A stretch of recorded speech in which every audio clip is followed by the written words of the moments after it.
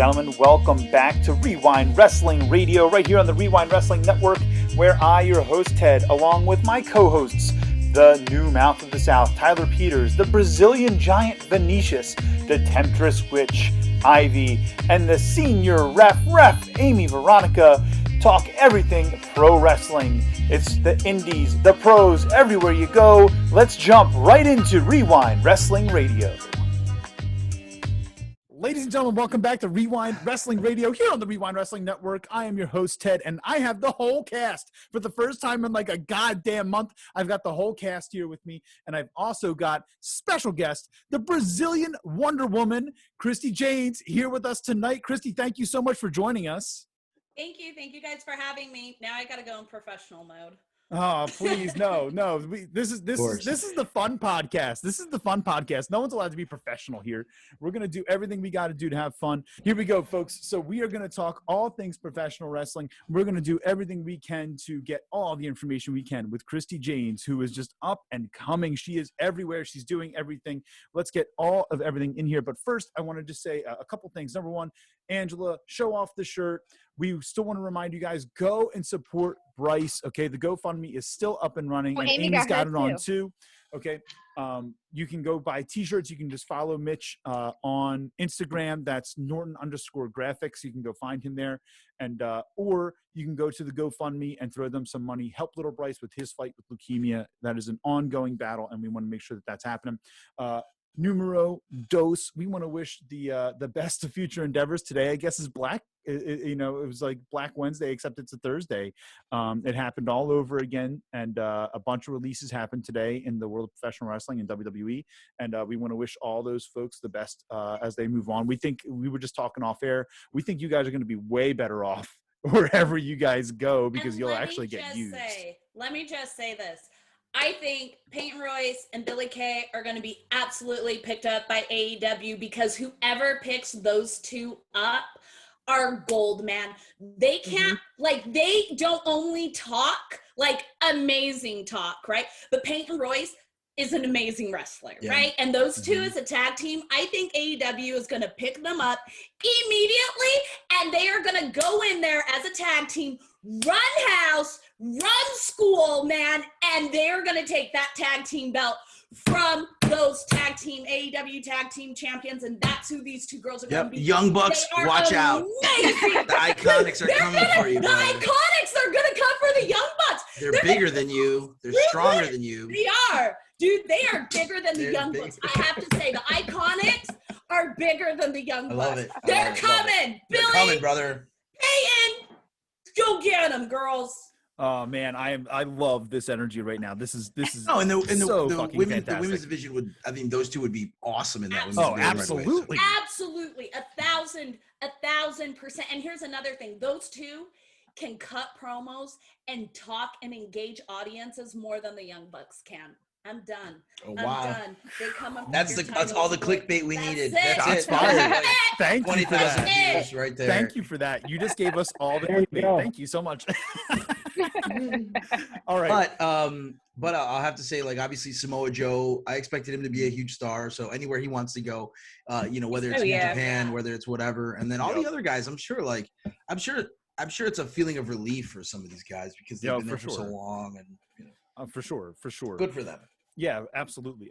And this is our first show since Wrestlemania. So Nelio, you were there both nights. You got to have some fun, hang out in Raymond James Stadium. Tell us a little bit about your experience, brother. It was awesome. It was it's funny because it's a whole weekend of professional wrestling. So you get to meet and hang out with a lot of really cool people, and you get to go backstage at a lot of really cool shows and really gossip, and it's awesome. It was more of a fun experience, and we did a couple of Ariel and I did a couple of things on some of the smaller shows and messed with some people. But that being said, it was more fun to watch professional wrestling. So look, I love watching professional wrestling again. I kind of stopped liking it for a long time, and now I enjoyed it. And it was a great WrestleMania. The first night was amazing, and then I think the main event on the second night was awesome too. I like watching guys get CTE on a chair. At least fake CTE. But I thought the main event on the second night was awesome, and obviously, hanging out with the best people was the best. That's awesome. And it energized me because we have a lot of shows coming up. May 1st, Bash at the Brew 4. Oh my God, it's 4 already. It's going to be awesome. It's going to be an awesome tag match. And then Cinco de Mayo, Cinco de Mayhem, starring Super Crazy, is going to be great. And then June 19th with Brian Cage. And then August 21st, also, I just signed a date with Brian Cage, August 21st. And then Christi Jaynes, Lucha Mania 2. She's going to have an awesome opponent in Nashville, and that's May 15th. So yeah, I'm still waiting to hear that opponent. But yes. I think it's – I'll tell you right now. I'll tell you right now. It'll be fun. Oh, man, are we getting the exclusive? Am I booked on all these? You're booked. Yeah. I'm booked on all them. Wait. If you want to come? Yeah, can I be on all Of course. Why would I say no? Yeah. Okay, there we go. Folks, you're hearing it here first. Christi Jaynes is going to be at all those CCW shows. Right, go check out ccwrestlingfl.com. Go get all your tickets for that. All right, Awesome. So see, I always give plugs to my love, you brother. wanted to hear about Wrestlemania, and I snuck in all the plugs. Look at you. Look at you. Perfect. And you did it in But you under did 10 minutes quickly. this time. I know, quickly. You asked him quick, and he did it, man. Yeah, boom. Thank He you. did it Thank you. quick. All right, so let's get into it here. We have Christi Jaynes here with us, and we want to hear all about Christi Jaynes. And some of our audience, we're up in Philadelphia, so our primary listener base is up in Philadelphia. So and we're growing. We want to get you as much exposure out here as we can. Everybody knows Christi Jaynes. They East don't know Coast, who I am, everywhere. that's They know who fair. she is. They have no idea who I am. Southwest They don't watch United. I mean, Lucha you're huge in the Southwest United States. You're Right. like, if you're from Texas and you don't know who Christi Jaynes is, you're not a wrestling fan. No, Quit you're watching not. wrestling. And Well, then- if you watch Mexican wrestling, if Exactly. you watch anything in Mexico, you absolutely 100% know who I am. I made my career off of wrestling on TV in Mexico. Like my whole career has been Mexico. And that's why she's like a step above normal independent women wrestling, is because she trained and worked with such amazing wrestlers in Mexico for so long. Obviously there's a women's evolution, but she wrestles. I mean, she's a wrestler. She's not a women's wrestler. It's she's because I really hit them. Yeah, So, she hits like a, yeah. So Yeah. so Tyler always does the initial research for all of our interviews for us, right? Oh, no, And so Tyler sent us the interview you did with Hannibal, right? And Oh. and so a bunch of us remember. took some time to to listen to some of that, but I have some riff questions that I got off of that. Shoot. So you had talked about your email exchange with Jim Ross and how he really wanted to put you over on commentary, and you had said that he could only really use one of the names that you gave him on your list. I want to hear about everyone else. I want to know who trained you, and tell us all about how you got up and how you came up in the business. Okay, so the only name that they could use off of the list of my trainers was Rey Fenix, right? Rey Fenix taught me my finisher in Mexico, which is the Spanish fly and the BB fly, also known as the low man yin, which is done by AR Fox, but I call it the BB fly, the Brazilian booty fly. Of course, y'all sex sells. Let's not lie, we in an entertainment business, all right? I didn't name it that, Conan did. So when I first initially started wrestling, I almost died. I was in the ER for 7 days, like ICU, intensive care. My mom pretty much came to me and was like, do whatever you want to do. And I'm like, okay, I'm going to be a professional wrestler. Everyone thought it was a joke and it was going to be like a weekend warrior thing.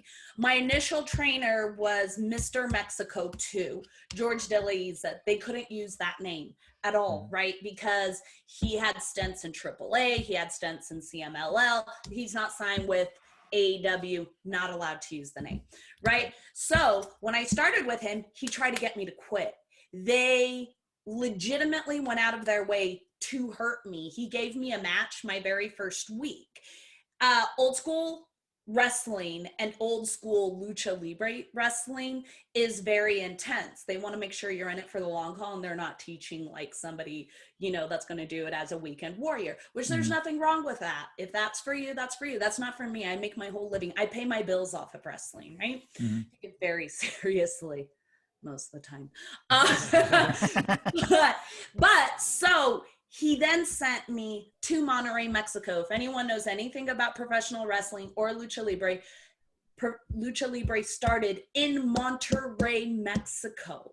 So he sent me down there to a company called Lucha Libre Femenil, which Sarah Stock used to hold the championship belt there before she got signed with WWE.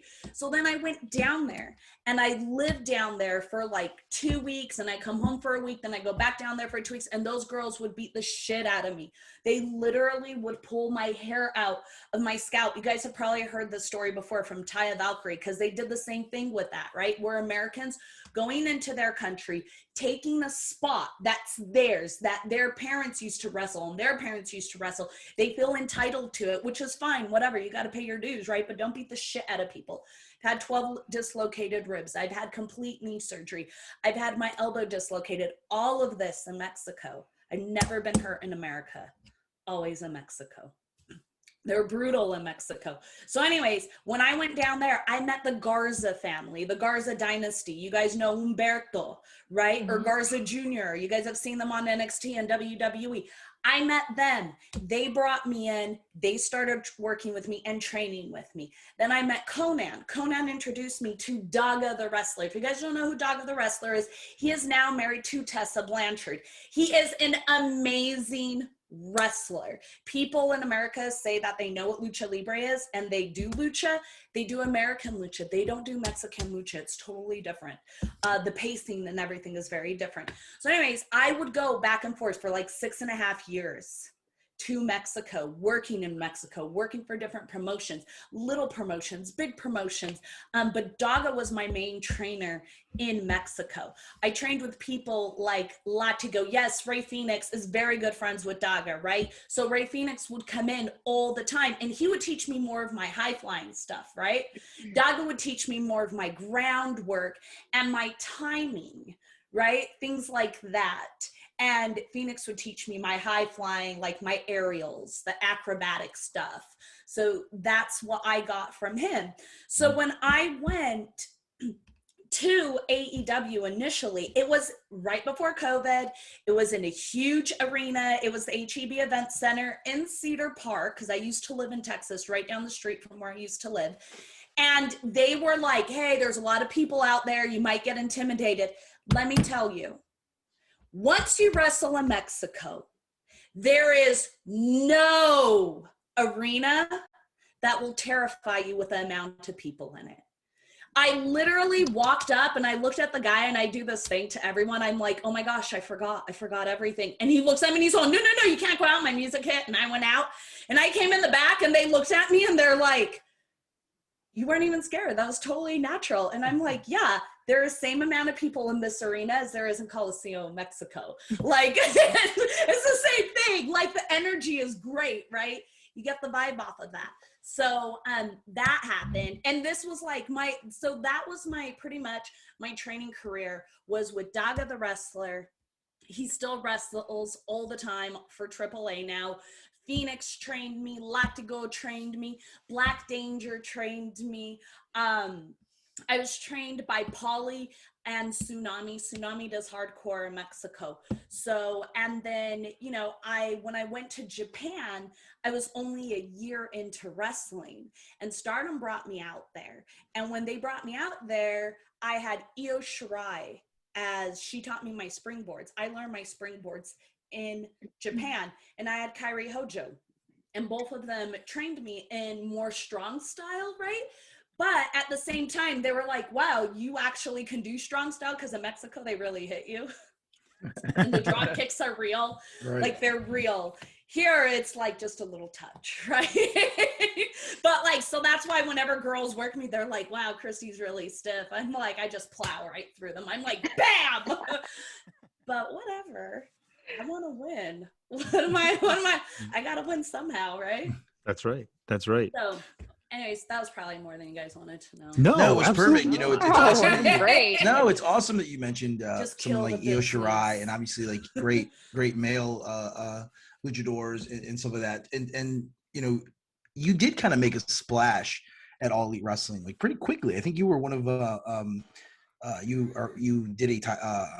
went for the belt and stuff. Like, you were, I thought, factored in pretty well. Was it just something that maybe you didn't feel like you wanted to sign with a major company, or what was your feelings with All Elite Wrestling? Why did you want to go everywhere else? I think I was just an extra, and they used me for what they needed to use me for, and then they let me go. So I mean, they didn't really let me go. I wasn't signed or anything. I was just working on a per basis. Now they work their extras very differently than when I was there and they worked me. Because they gave you, I mean, it felt like you had a lot of shine. Like, I think you were getting I thought it was like, hey, they brought in this girl and she's going to be a huge star. And then all of a sudden, it wasn't like now in Dark where they come in and you're going to put people over 30, 40 times before they do anything with you. It was very different. So I thought it was kind of, maybe it's something in my head, but I thought that was going to be your rocket point. I think after my very first match, when they saw that I had no hesitation and I just went out there and did what I was trained to do, and I did it authentically. That's a thing in wrestling that people don't understand, because I get this a lot. It's like, oh, she's the Brazilian Wonder Woman, it's a gimmick. And I'm like, no, it's not. Like, I am really from Brazil. Like, I have worked so hard to get to where I am. My parents weren't in this.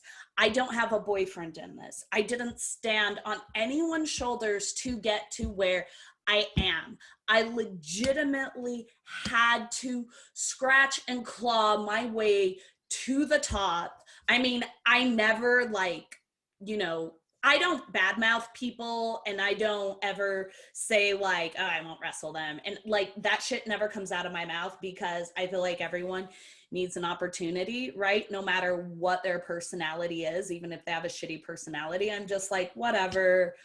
I go into everything like very positively, and I don't believe that I need to backstab people to get ahead in life. That's just not who I am. I'll never be. I noticed, that's why I'm not signed. Yeah, right. You should have been backstabbing, Christi. You made a big problem. I'm not a backstabber. I think if you would have went and buried everyone else in that female locker room, you might be this AEW Women's Champion right now. I'm just I was gonna say I don't want to get there like that. Who wants to get there Whatever, like that? That's right? so shady. But I know I was gonna say that anytime I've seen, like, with Roma, with Marina, with anybody, like, you always have such a good personality, that I think it's like, it's almost, for me, it would be impossible to have like a bad attitude towards you. So I think maybe you are, I think that helps as well. Maybe I just rubbed people the wrong way. I don't know what the hell that means. But yeah, I think they just saw that. They were like, wow, this girl can actually perform, and she's authentically Brazilian. She speaks like Portuguese, reads, writes it, unlike Nelio doesn't. Yeah, no way. Unless the Brazilian, the Brazilian Destroyer over here. I'm gonna get my mom to defend me now. Get your mom won't defend you. Thank you. There you go. That chit chats with that lovely lady. By the way, I love your mother. But anyways, I think they were just like, because after they invited me to go eat with them, and Tony and Cody both came up to me and they were like, we want you at Double or Nothing. Like, we want you in Vegas. Right. We love your persona. We love your character work. And you're really good in the ring. Like, your match was really great. I was like, oh, thank you. I just went in there and did what I do normally. Like, whatever. I'm like, isn't that what we're supposed to do? Is that, like, that's it. Like, that's it, right? Work on your entrance, work on your in-ring, and perform. We're performers. We're entertainers. That's what we're here for. And you have to make sure your physique is, like, on point, too. Right. Because, again, we are in a very sexually based industry. So anyways, when COVID happened, I got really down, and I was like, you know what? I'm going to keep at it. I'm going to do my workouts. I'm going to do all that great stuff. And then they called me and they were like, hey, we're going to bring out Jacksonville. And I went out there and they used me on Double or Nothing as like an extra, right? And I didn't think anything of it. They brought me out there for 14 days. Never used me once. Wow. And the day before I went home, they're like, hey, you're having a match with Sheeta. She had just won the belt. And I was like, you got to be kidding me. And they're like, no, seriously. And then I get this email from Ross, and they're asking me all this stuff. And I'm like, I don't know how to answer this. So I'm just going to tell them my mom's story of how we immigrated to America, which is an amazing story. My mother is an amazing woman. She became a doctor. She was a single mom with 4 kids, brought all 4 of her kids over to America, didn't speak English. We used to live in this house behind some people's home, and it was like a teeny tiny studio with a shower and a pedestal Wow. like in a toilet. And there was like 4 hammocks, a recliner, and 1 single bed. And my grandma slept on the single bed. My mom slept on the recliner, and all 4 of us slept on the hammock. Like, we used to clean houses to put my mom through medical school. So Wow. I just told them like this whole story on my mom, and my parents have never seen me wrestle. And so of course, I'm like, Mom, I'm gonna be on TV. I'm like, you gotta watch me, right? And this is my mom. We're very honest. Like, I love my family. They're very supportive. And this is my mom. Don't embarrass us. Make sure your eyebrows are plucked. Yeah, she's Brazilian. Yeah. Dang, right? Very Yeah, dang. exactly. She's like, make sure your eyebrows are plucked. I'm like, okay, Mom. So anyways, they saw me, and like, Jim started talking about my mom, and my brother recorded it all. My mom is just crying. She's like bawling the whole time. And so he's my best friend. He doesn't know it, but he is my best friend. He is definitely my best friend. He made my mom cry. And I thank Tony Khan every day for allowing my family to see me wrestle. So like, that's like the big thing. My mom is coming on the Zoom real quick just to ask you a question, Christi. Okay. But you said such a great story about your mom. I was just thinking, like, you had a very like difficult upbringing, and then you found professional wrestling, and I think like that type of upbringing is perfect for someone who's going to go and train in Mexico, because like I know the way that wrestling is. It's sometimes you're in a room with like 3 people, and then you wake up early and you all train together and that type of stuff. So it's not for the week at Try 6. Oh, 6, right? 6 people. Even in Japan, it's 6 people. You know what I mean? There she is. There's my mom. Hi, guys. Hey, Mom, say hi. Hey, Ari. Hello. Hi. Oh my gosh. Hey.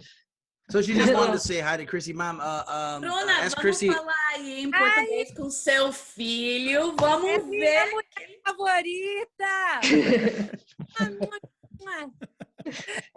No, Nelio didn't speak English until he was like 6 years old, when he had to go to school. And now Yep. he barely speaks And now Portuguese. I barely speak Portuguese. I yeah. know. And oh my English. God, but the kids make fun of him. What are you talking about? And then when he, then in 1st grade, they asked to pass him ahead and put him in the honors program because he's great. so smart.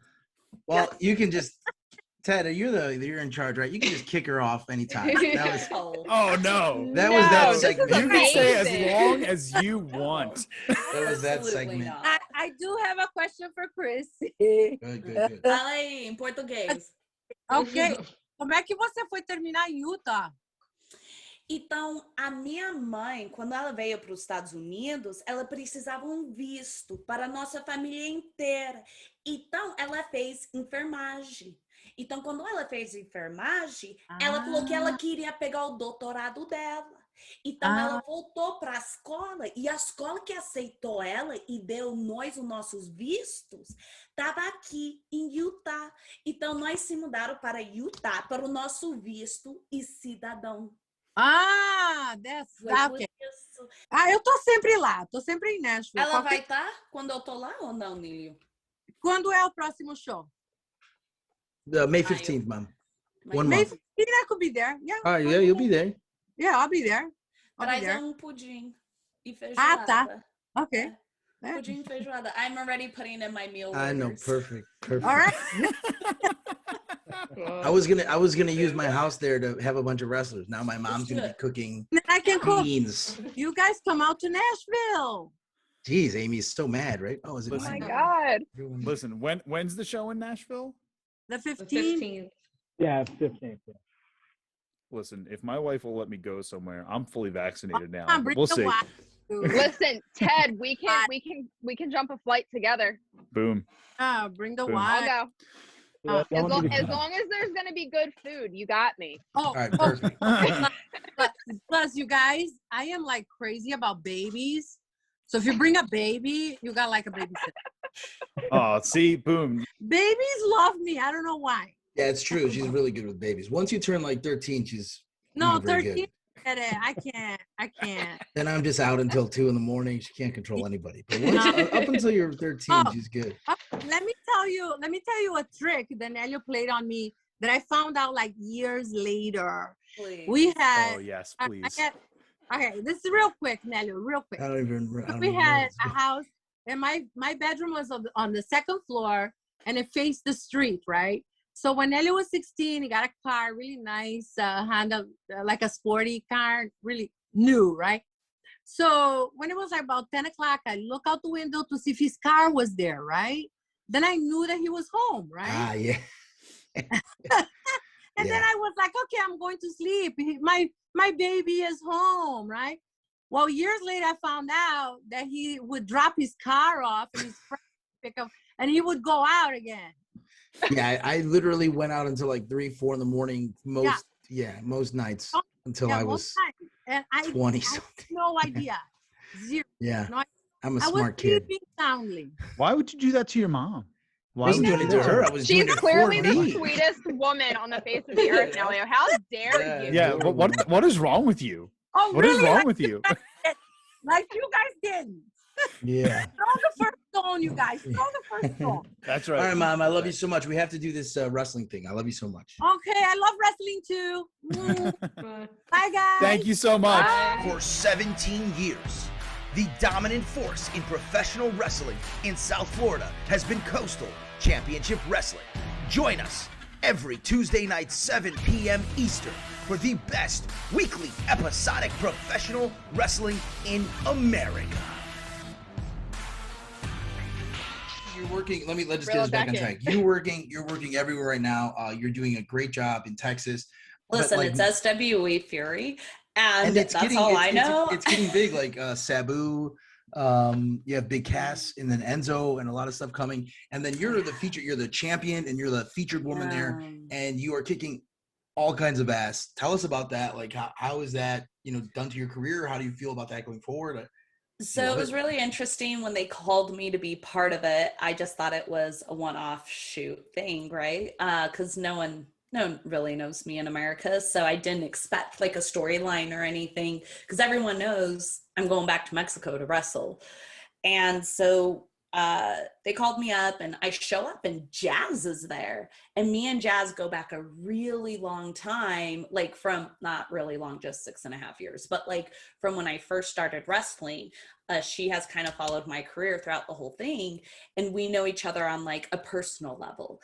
And so Jazz was like, hey, I want to bring you back. Like, your match was great. Like, I don't really have to give you any critique. Like, she's like, you're easy to work with. She's like, and you get along with everyone, and you kind of show up, and you just go to your little space. Mm-hmm. And that's it. She's like, you may not hang out in the women's locker room, but you just kind of go in your own little niche, concentrate on your match, do your match, and then you're fun and party with everyone after. She's like, so I want to bring you back. And I was like, cool, thank you. And then the second time I came back, I met James Beard. You guys know who he is. He used to be a ref for a very long time for WWF. And then I met a few other guys there, Teddy Long and Holla holla. Yeah, holla holla player. He's my best friend. My best friend, he a real bad bitch. Drive his own car. He don't need no lift. Sorry, that's his favorite song. I'm not even lying. They picked us up in a party. They picked us up in a party bus, and I started singing the song. And I'm like in the strip club, and he's all, my boy gone tip. I'm like, oh shit, here we go. But he's amazing. I love him. But all of them were just like, hey, we want to bring you back. We want to bring you back.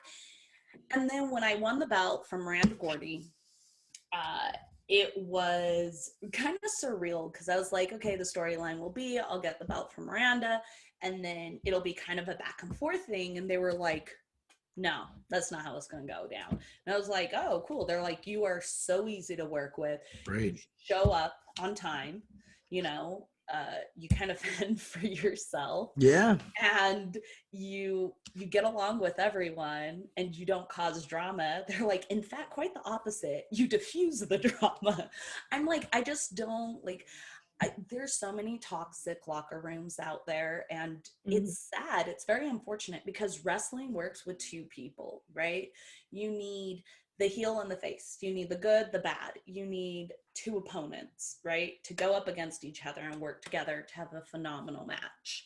And I think when people say I'm a professional wrestler, they lose sight of that first word, of the professional. Right? And it's just a wrestler.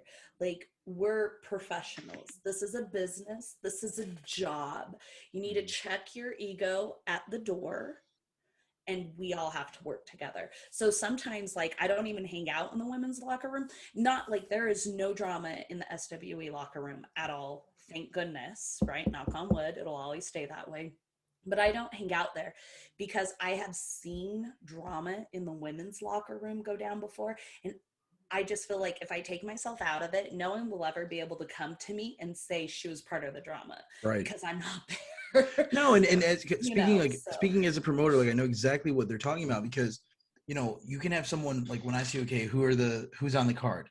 Oh, Christi's there. Okay, if I want to talk to Christi and I want to spend time with her and I want to say something, she's available. But if I'm busy dealing with Sabu, I don't have to worry about Christi Jaynes. Yeah. And I think that's an incredibly important aspect of, you know, hey, of course we're going to use Christi. Of course we're going to use this guy, because he's going to come, he's going to do a great job. And I'm not going to spend half an hour saying, like, hey, this is what we need to do, or I'm sorry that this happened. You know what I mean? And I think just tell me what you need done and we'll figure it out. Exactly. Just tell me what you want and we'll figure the rest of it out. Right. You know? And then after the show, we can all enjoy a drink and laugh about the show. You know what I mean? A drink. A drink. That's only one. Only one. Just one. Exactly, just one. One bottle. Well, and one of the things that I really like. I hate you so.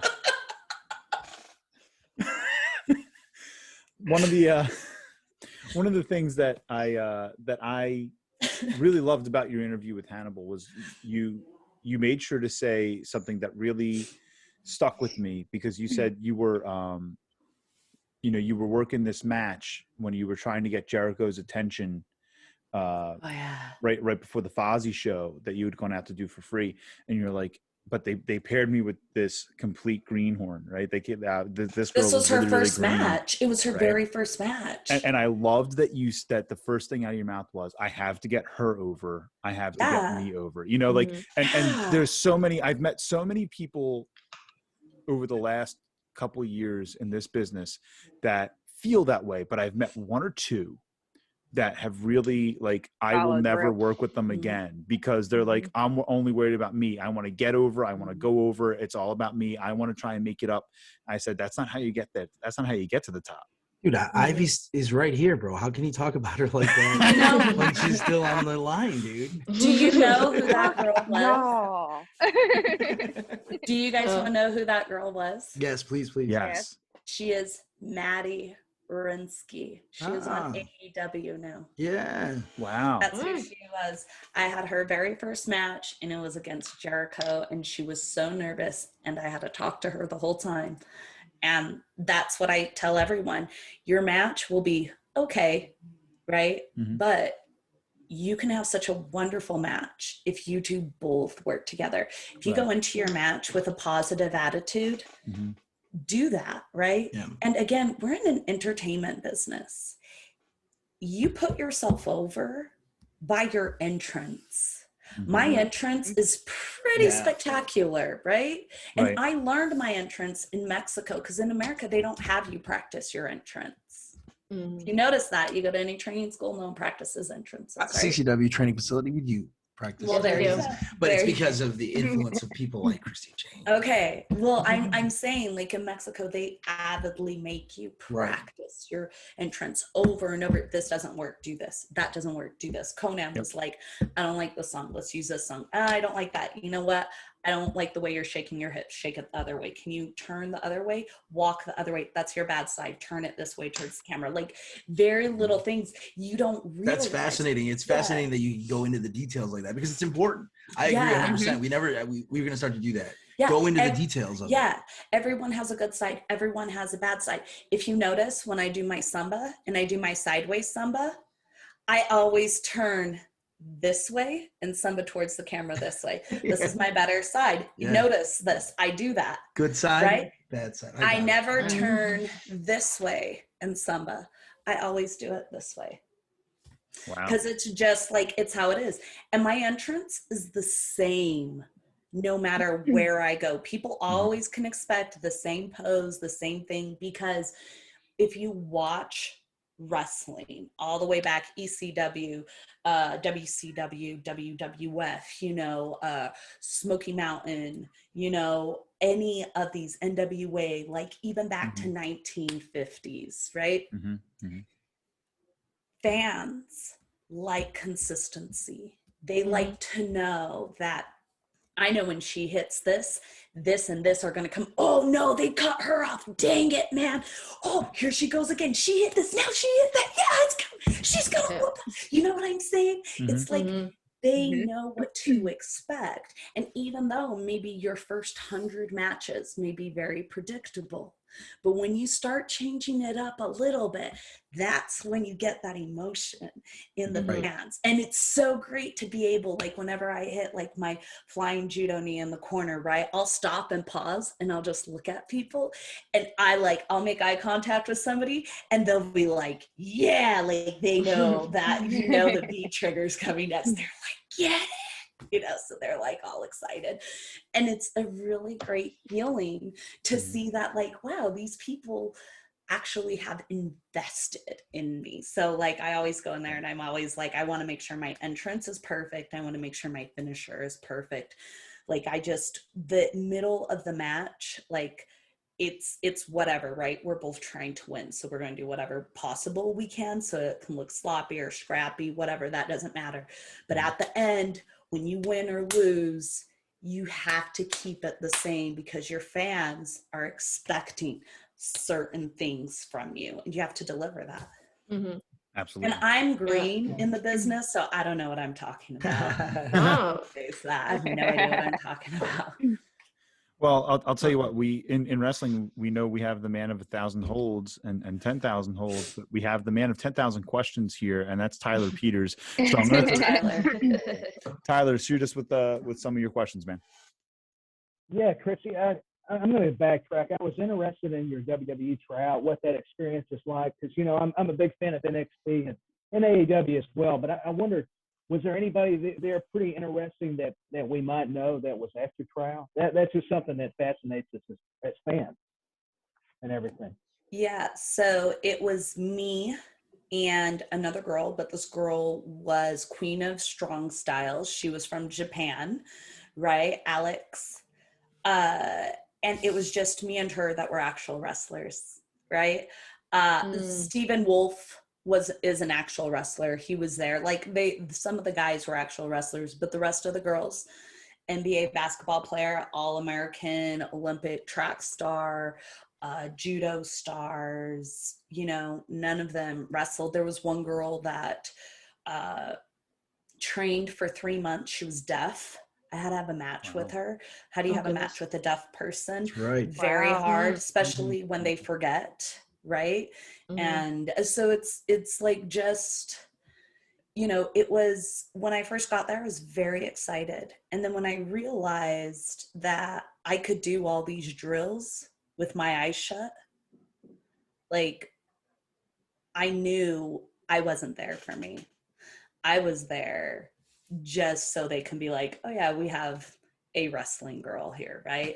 And they ended up signing the NBA star and they ended up signing the track star.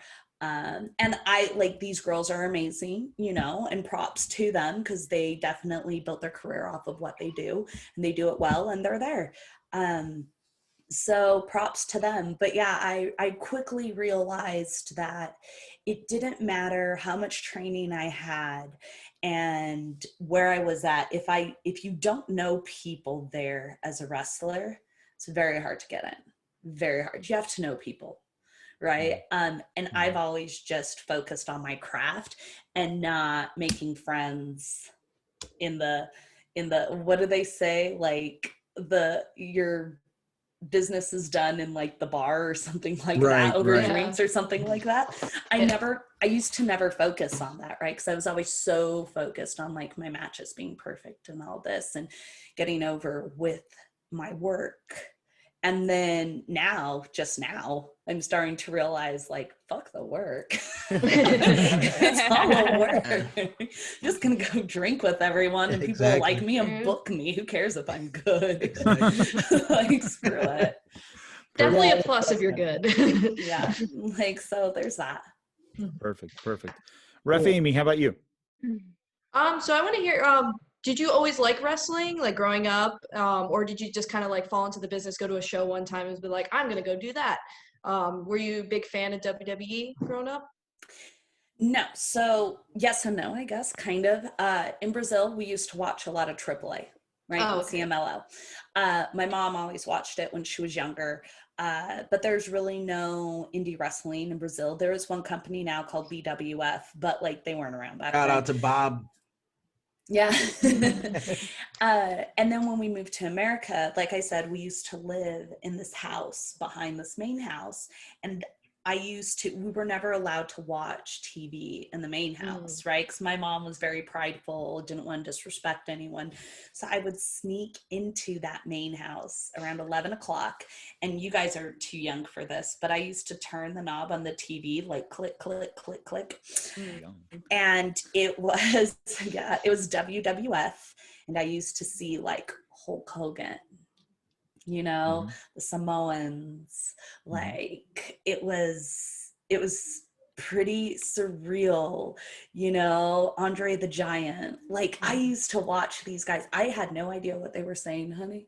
They could have been swearing up a storm. I had no idea. But like when they were in the ring, their emotions and like the slamming. And then I was bullied a lot when I was a kid too. And my mom would come pick me up and take me back to bed. But then growing up, I was bullied a lot as a kid because I was different. I had an accent. Like I ate different food. Like you know how kids are. They're just evil. They're terrible. I should lock them all in cages and like set fire to all of them. And there's the clickbait. But so then my mom would tell me, you need to join a sports team for the camaraderie. I don't even know if I said that right. But I was like, fine, whatever. I don't want to hang out with any of these bitches. And so I'd look and I saw wrestling and I was like, yeah, they're going to teach me how to body slam somebody. Yeah. It was collegiate, okay? It was not professional wrestling. So I did collegiate wrestling. I was also the very first girl in Utah to play football on a high school team. I was a tight end. Wow. I played hockey. I played everything. The only sport I did not play was baseball. The guy that was in charge of all the baseball in Utah handed my mom back her check and said, I don't care how good your daughter is, a woman will never play on a baseball team. And there is yet to have a girl or a woman on a baseball team. There is a female coach, but there is not a woman that has ever played on a baseball team, not even at a high school level, you guys. So it's crazy, right? But yeah, so like I was burying the Mormons over there. No, Mormon baseball is hardcore. It's not just in Utah. It's in any state. Across any state. There is a coach on a national baseball team. Right.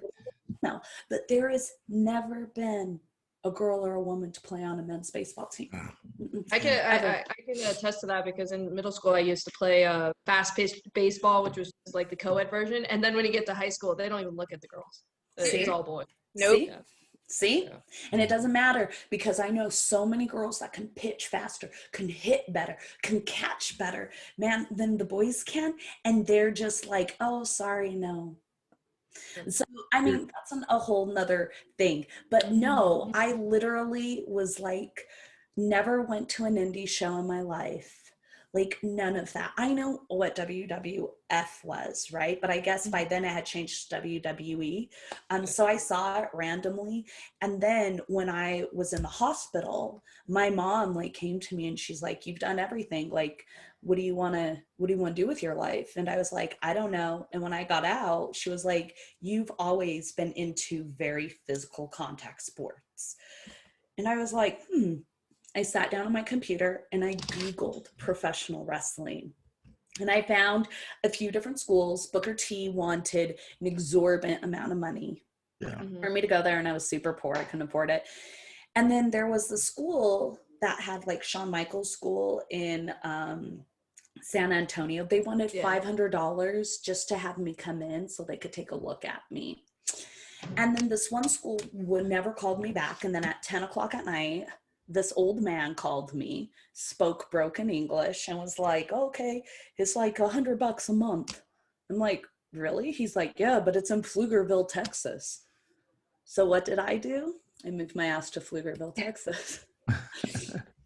Picked up, moved myself to Pflugerville, Texas, and he's like, okay, but you got to come in on Friday at 11:30 at night.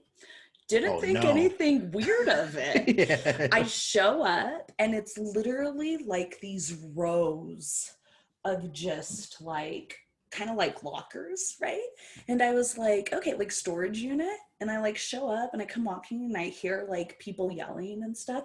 And it was literally one of these lockers, right, that they lift up, no AC, no heater. And there's these people bumping in a ring. I didn't even know it was called bumping.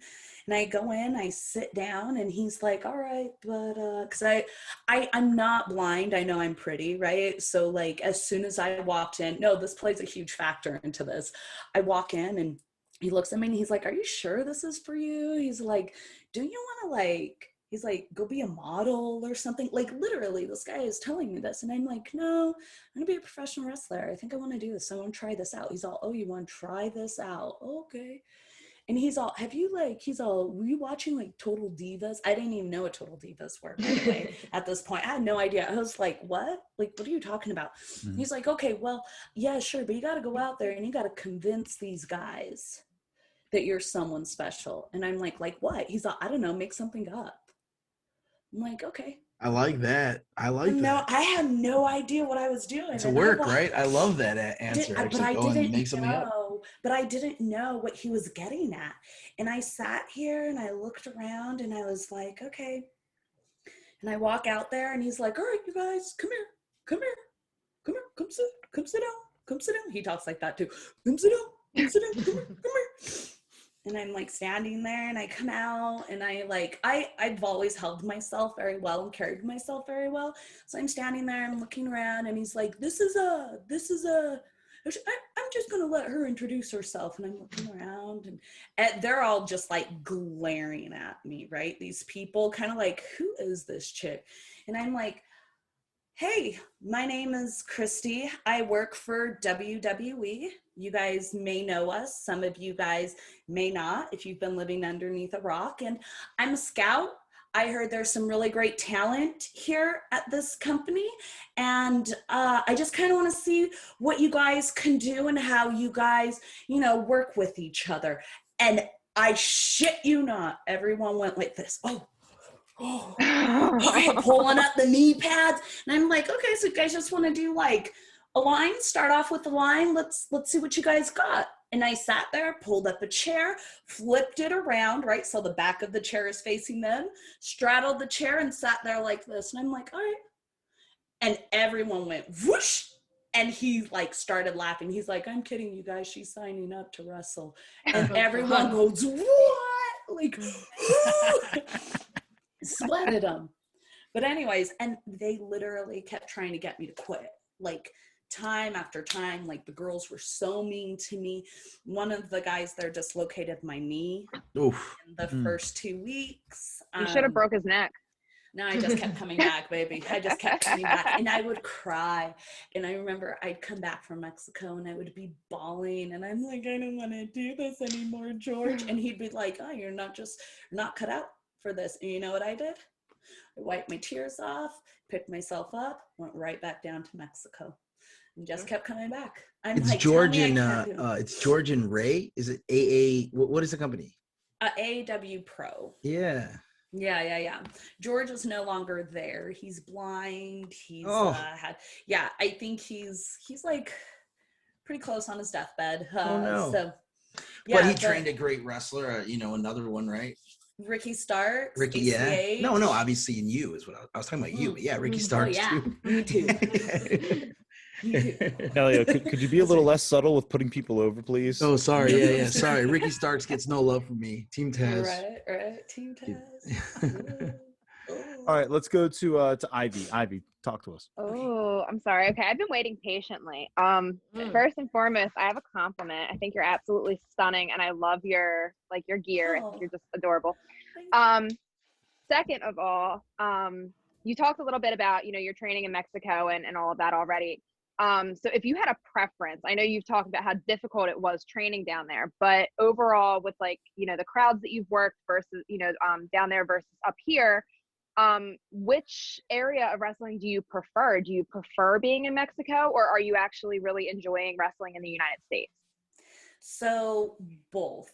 It's interesting because I think I am comfortable wrestling in Mexico now, right? Okay. And I'm comfortable wrestling luchadoras and Mexican girls because I know it.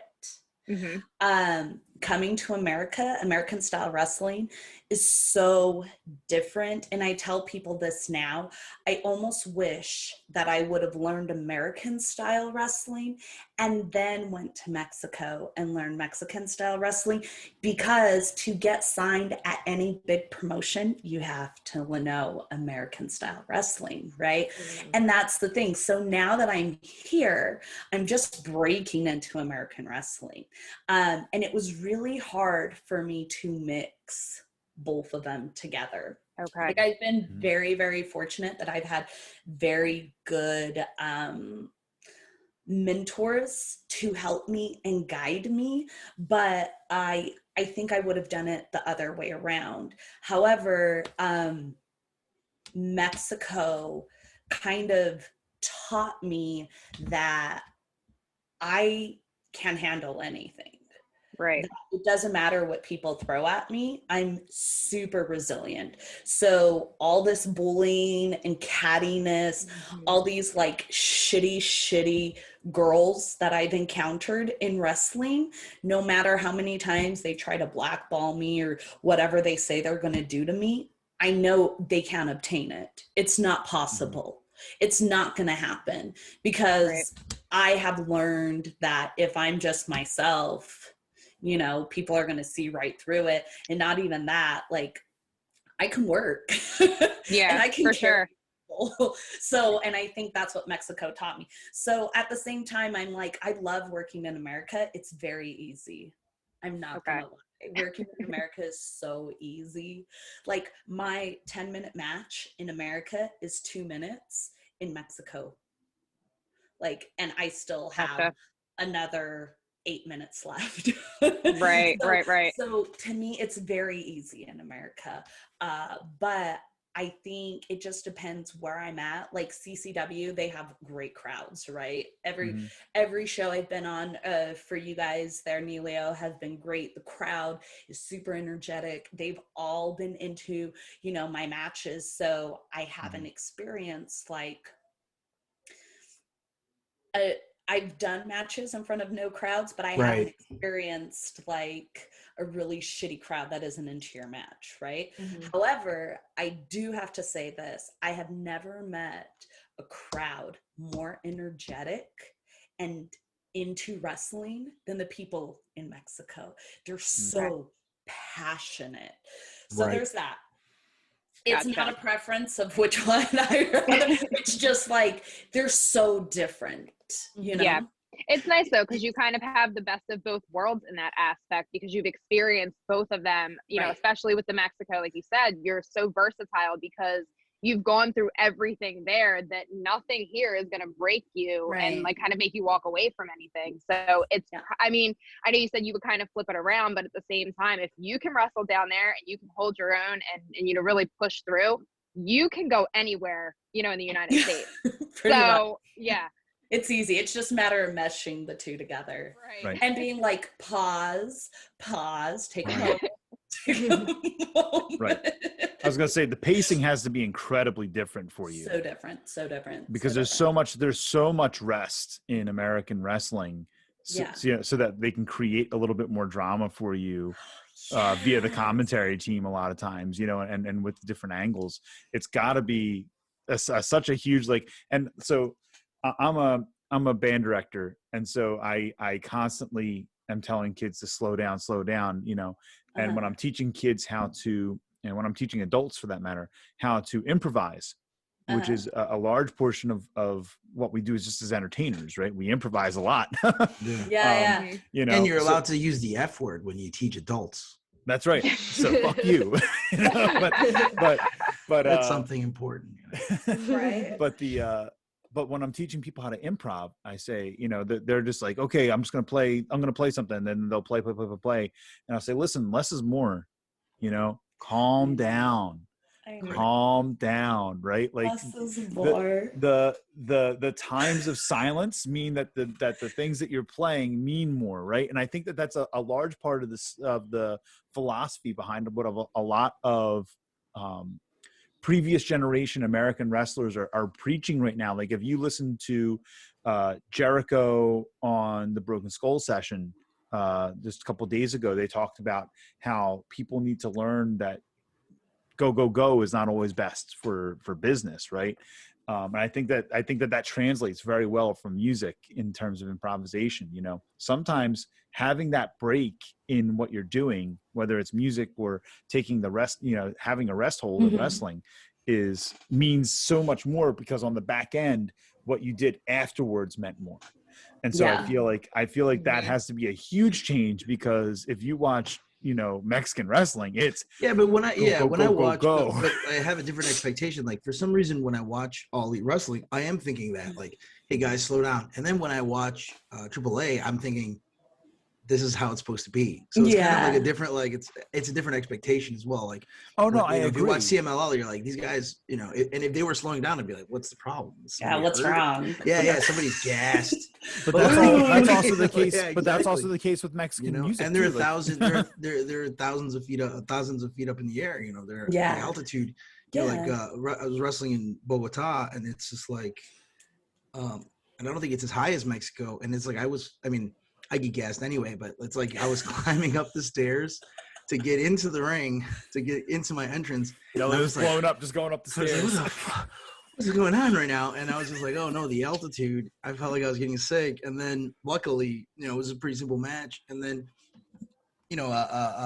OT is a wonderful wrestler, and he came back right into the curtain. He was just like, I can't fucking breathe. So I was like, okay, not just me, but can you imagine those guys in Mexico City and you wrestling in Mexico City? I was just talking to somebody who wrestles. I was training with Hedy Caroui, who lives in Mexico City. He's a shooter. He was on the Bloodsport. He's training with us for 2 weeks. He's wrestling King Mo in a catch wrestling exhibition, April 24th, CCW in CCW Unleashed. Sorry, I forgot to say that. There's that last part, folks. Exclusive, yeah. And he'll be wrestling on the 23rd, the Breakout Show. I don't even know who to give him on the Breakout Show. I've been training with him the last 2 days, and I feel like he is probably punctured my kidney, and I believe both my shoulders are broken along with my thumb. Oh, because he is a shooter. I got him. Yeah, I'll put it with Christi Jaynes. No. Give him Justice. Justice is already. Oh, that would be hilarious. Matthew Justice and Hedy Caroui, an Olympic French Olympic wrestler. That would be hilarious. That wouldn't know what to do. He'd be like, dude. He'd be like, fuck it and get a chair. What the fuck is that, dude? Fuck. Anyway, he'd do it though. He would be like, okay. And they'd have like a great match. Yeah, they probably would have a great match. They would have a great match. But he trains in Mexico City, and he was telling me, like, he was here, and he was laughing at us because he's like, for some reason, this is amazing. I don't know. I am not tired at all and stuff. And we're like, what the hell? And it's because he trains in Mexico City. So that's a huge bonus, the altitude and stuff like that. So it adds to Lucha Libre, the fact that they can just go. And I hear, from people who train there, it's like they have to do laps around the arena first before they get in the ring. so they're already gassed when they start training. So it's a whole different style. Yeah. I also notice this whenever like I go to different schools in America, they don't train like we do in Mexico. I'm always like, that's it? Okay. Like, what the fuck ever. Like, wow. Like your shirt isn't drenched and exactly. Your shirt is drenched in the first 5 seconds. Right. Perfect. So. All right. I want to come back. I want to see if Tyler, what do you have, buddy? I have a question about Hannibal, because I love Hannibal. I love Hannibal. He's around Texas. I've met him a few times. Wait your turn. Okay, sorry. Go ahead. Damn. She took that tone. Every time. I like her. Listen. We need to keep her. Tyler, go ahead. Christi, you have a standing invitation. Tyler, go ahead. God, I don't want any. No, hey, listen, you're cool, man. I was going to tease her and say we're used to it. But no, this is my question. Actually, with CCW, I mean, how is it working with those women? Because I was in the show in Nashville against Marina Tucker, and I got to tell you, my family was entertained. They were there. That's all my sisters could talk about, and they're not even. She's not a wrestling fan, but she was entertained, and I want to talk about that because to me, that's what gets me excited about wrestling. I mean, how was it working with Roma and Marina? Because you guys just had great chemistry. I want to talk about give CCW some props because I'm going to be partial like we all are about Coastal Championship Wrestling. See, I was being a jerk, and he's putting us over. Thank you, Tyler. Look at that. Look at that. Nelio, feel bad. Feel bad while you listen to this answer. I already do. No, he's great. Roman, Marina, how do you feel? Yeah. I have to answer that. Okay.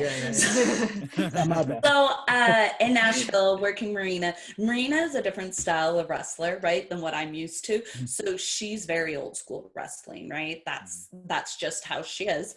But she's a professional too. And she's a super nice person. And she, like I said, I mean, put your egos aside, and we get along totally fine, you guys, by the way. But like, we just have two very different styles of wrestling, which is very evident, especially in our like careers, if you watch how we were trained too. But yeah, she does more showy, more entertainment style stuff. And I do more hard hitting, flashy, acrobatical stuff, right? So it's just a matter of being able to mesh the two together. And like I said, she's such a great professional. She has such great ideas and stuff. It was very easy to mesh that together. Me and Roma, we did more of a hard hitting lucha style match, right? Ours was like, our match was very quick, but it was very like, bam, bam, like shock value, right? And that's what lucha strong style is.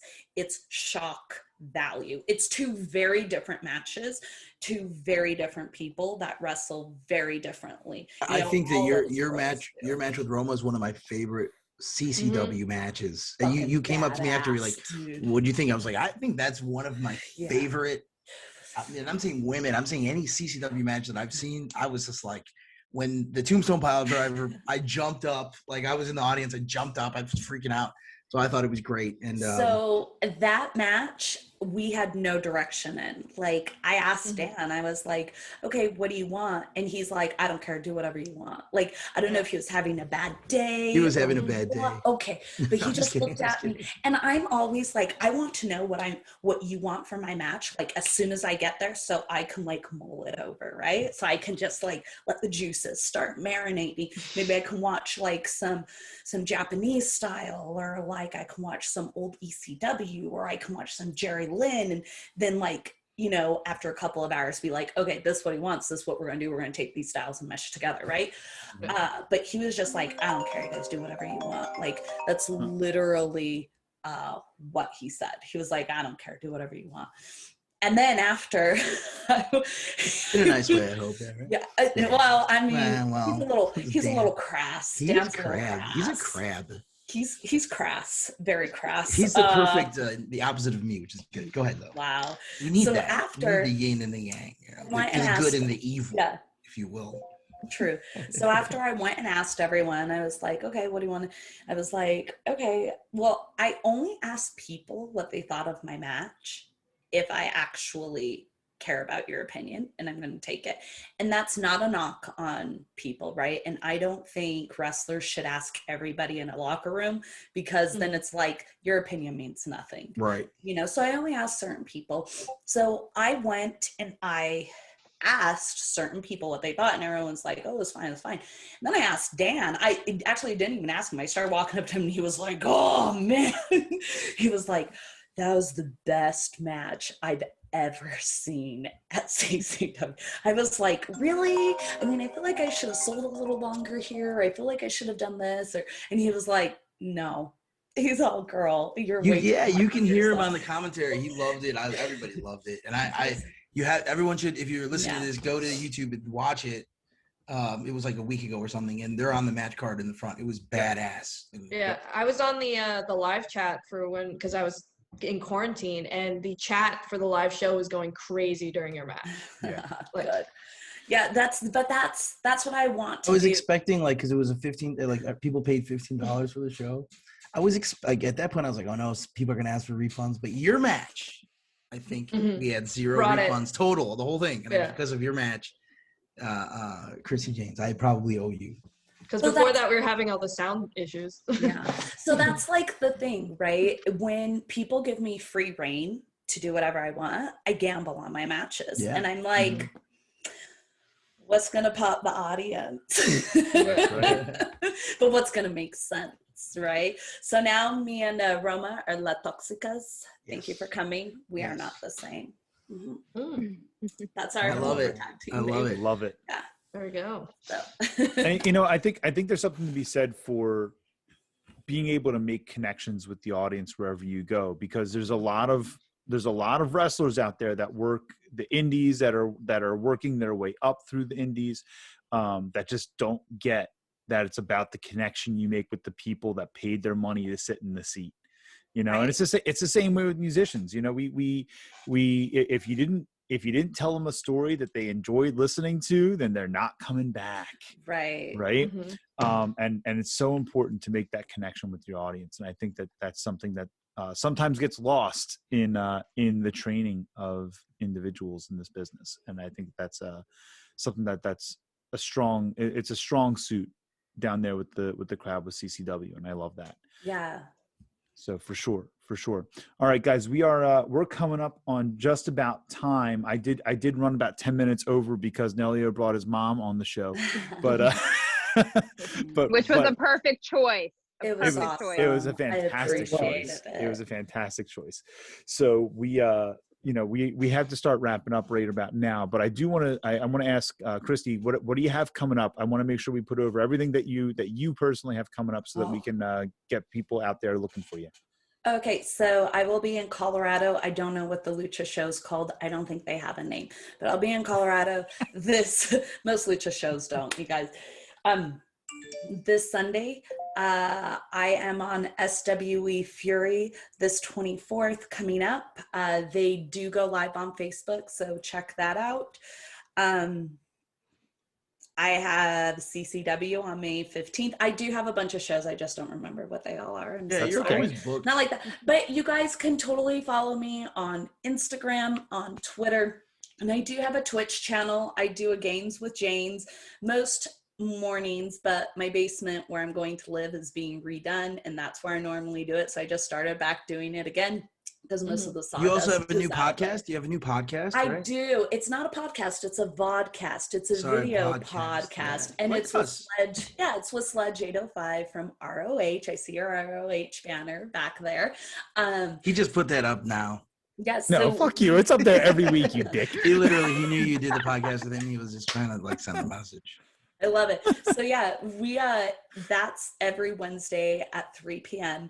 But it's just Christi, Christ with an I at the end of it, and Jaynes. Follow me on all my platforms. You'll see where I'm at all the time. And we'll put that in the description in the show notes and that type of stuff. And then obviously you can see her at Coastal Championship Wrestling on the 15th. And then we'll get a June date, a July date, an August date, a September date. We have a bunch of awesome dates. May date though, right? May date. What is it? What is May date? May 15th. Wow. May 15th. That's what I said. We'll get you in June and July and August. That's right, because we already had our April. We already did April. Yeah. It was right before Mania. I'm sorry, wait. Mania threw me for a loop. Yeah, we just did April. I don't remember anything before Mania. Me neither. I've blacked out as well. I know. Like literally, I started answering texts and phones from Mania like today. Right, I know. But thank you guys so much for having me on. I absolutely appreciate it. Oh, thank you so much for coming. You gotta come on. You gotta Thank come on soon. You gotta come on soon. Yeah, absolutely. We got to get you back. We're going to be doing some panel stuff. We're going to be doing some. We'll get you back in a month. We'll get you back around the 15th, or if you're around promote the CCW show. Let's do it. All right. Perfect. We will get you back then. Guys, thank you so much for being with us here on Wre-Wind Wrestling Radio tonight. Thank you, Christi Jaynes, for joining us tonight. We so appreciate you, and we loved having you here. We got to get you back here. Like Nelio said, we'll get you back in May. And folks, it has been another week in wrestling here on Wre-Wind, and we will catch you next time.